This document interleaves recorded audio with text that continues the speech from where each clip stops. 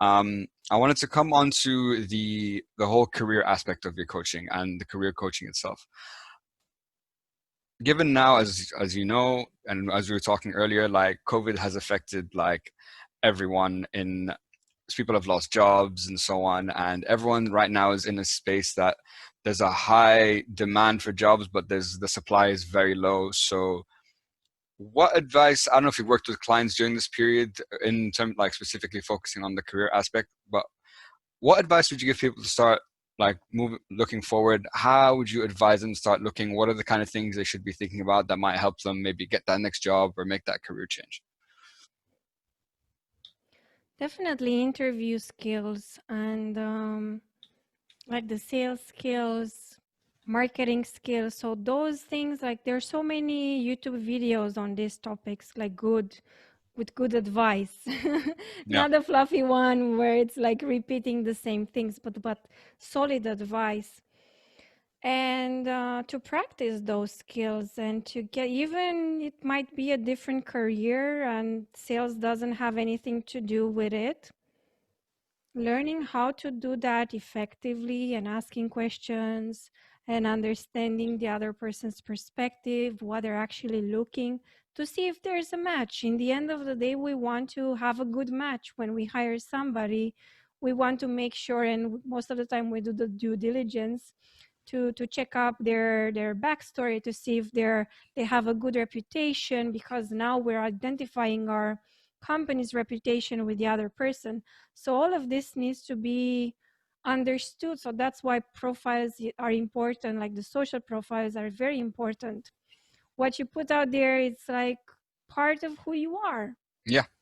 And it stays there, and companies might look into that. So it's important to take the responsibility and to being aware of what you're posting. Is it contributing? Is this like creating a Mm, conversation that is engaging even online, right? yeah. Not a draining one. We can apply the ABC there as well, right? And if they lost the job, to grieve, because most of the time we don't give ourselves the time, the space to grieve. We push through it, but those emotions are so strong, so we need to process them, to feel them. Yeah. We might not feel certain feelings because we think we might break if we feel them so intensely. Yeah. And then what I've learned through my experience and from other people, my coaches, my clients, our hearts can hold a lot of emotions and a lot of feelings. So we are resilient. And yeah, I don't know if I've answered the question. No, I think what you said is very interesting, in particular about developing like skills, like the three things you said to talk about, which is developing your interviewing skills, sales, and marketing. Those three things apply to any job, any company, anywhere. So, not necessarily that you have to be in those roles, but having the understanding of a deeper understanding of those three, because the interview one is what's going to get you in the door. That's what's going to help you potentially get a job. So, and knowing how to answer questions, and but the three of them, what I like about them is that they're kind of like soft skills. You know, it's not very, they're not, it is technical, yes, but if we're just looking high level, they're soft skills. And that's, you know, selling yourself, how to market yourself, like you said, like how to market it online. So I think it's very good advice to focus on those three areas. Um, from working with your clients, what is, in a career like sense, I think you said something that's very interesting about the grief. And the question then becomes, because I think if I tell you, yes, you need to grieve, fine. But then what's the time limit on that? Do you understand what I mean? Because you can only like, it gets to a point that it's no longer productive for you to continue feeling this way because it's stopping you from, you know, moving on to whatever's next. So what would you say about that? And it might be a misconception with that. Okay. Okay. Because we think that grief has a time limit or we need to set up some time there. That might be true. And there might be the perspective that when we feel it deeply, it shifts. It doesn't say as intense. And then once we've allowed to process that feeling deeply, it will naturally shift. Of course, if there are no other chemical imbalances in the body, like with the vitamin D or some other issues that might be in the body, that will keep us in that. But most of the time, all the feelings, we feel them and they're not there to stay with us. That's the way we process the feelings if we allow them to be and to feel them. Because Yeah. that's the tricky part. Most of the times, we don't give ourselves permission to feel them fully because we might think we will get stuck in it. Okay. Ah, I see what you mean. Okay, that's interesting. I see why where the misconception comes from. I understand what you're saying. But a lot of people say this, and you've said it a couple times today, which is to really like fully feel an emotion, because that's how you either get rid of it or you, like you said, you shift it as well. But what I've never asked someone, what does that truly mean? Because in my experience, I've felt strong emotions and I'll feel them, but then it gets to a point that like the brain, your logical brain kicks in, or like the other part of you kicks in and kind of like stops it. It's like, okay, you felt it and now like move on. So I guess, how do you really feel it? I've never understood what that truly means.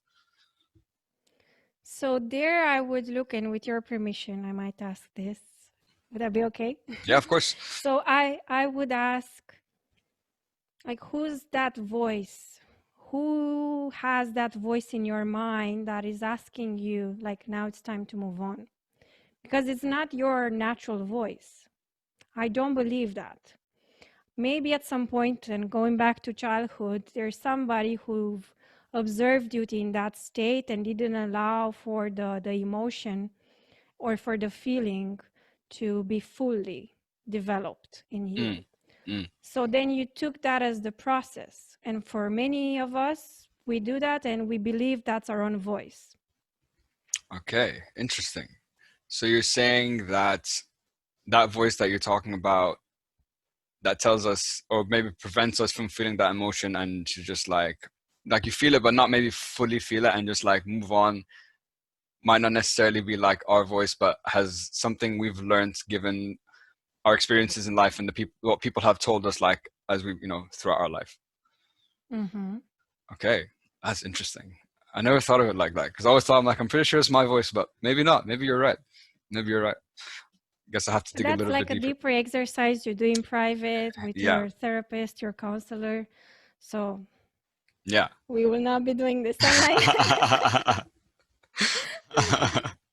That's why I wanted to ask for your permission before I shared it. Course. No, of course. And I appreciate it, but I'm an open book, so please ask away. Anything is fine with me. I wanted to come on to still in like the career aspect. I saw something that you do which I thought was very interesting, which is negotiation and conflict resolution workshops. Now, I read a book. I don't know if you've read this book. You might have since I know you love to read. It's called Never Split the Difference by a guy called Chris Voss. I don't know if you're familiar with Mm-hmm. with him. Yeah. And that blew my mind. And I took his master class like about negotiation and like the science behind it. But I don't think a lot of people are aware of it or are actually like practicing it. So what is the advice that you give to people typically about when you're entering a negotiation? What are the kind of things that you need to be thinking of? How do you resolve the conflict or like neutralize like any negative emotions that might be involved in that discussion? Well, usually it starts with self-awareness to understand what you're looking for, and then curiosity to understand what the other person is looking for, and then creating that agreement. In the end of the day, it's still the ABC. Okay, okay. But like it's important to come into the negotiation assuming best intentions, right? Mm, And then to ponder, get curious, ask what are your concerns about this? How can we create an agreement that works both for you, works both for me? So then we're happy at the end of the conversation. yeah. Because then we're coming with that forceful stance, the other person will get defensive. Of course, it's a natural process, right? Yeah, because it goes when you come in like that. I guess you come in with if you come in too like aggressive, it's like I want to win and I want you to lose, and that's not what negotiation is, right? It's for we both want. It's a collaboration, and we both want to win together, and that's where like the compromise has to come in as well. Yeah, yeah, And I wouldn't say it as a compromise. I would say really creating a clear agreement that works for both people and both people can agree to it. Finding the common point, saying like what's like an example, because I've learned about this distinction agreement versus expectations from Steve Chandler. He's another coach, brilliant coach.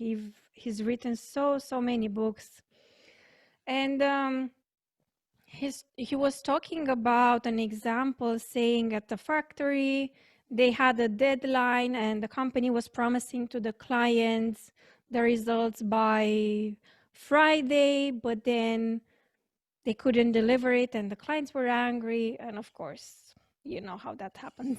yeah, And then when he went into to help them out with this, the coach, he went out to help them. He asked, well, what's your agreement with the people creating this product? It was like, what? It was like, they need to deliver it by Friday. That's what I've promised to my client. yeah, And he was like, okay, let's bring the other person. And then he asked, are you able to deliver this by Friday? Well, with the resources that I have, no. But then with these resources, when can you deliver? Um, Tuesday. Okay, is that okay for you? Asking the boss. No, I still want it on Friday. Okay, then what do you need? Well, I will need 2, 3 more men. Okay, so now we have a clear agreement. I see what you mean. Okay, so it's yeah, like you said correctly, it's almost it's just about I think like making it clear and what are the options that we have to make this happen. Like you said, we need more resources. Maybe I need a bit more time. Maybe I need some other people to help me out with this. So just understanding what are the ways that we can work together that we're both, comfortable with. But you need to understand what else. You have to look at, explore those other options. It's not just, oh, I can't do it or it's not possible. Yeah, I think that's really good advice. I think that's super interesting because I never considered the resource aspect before.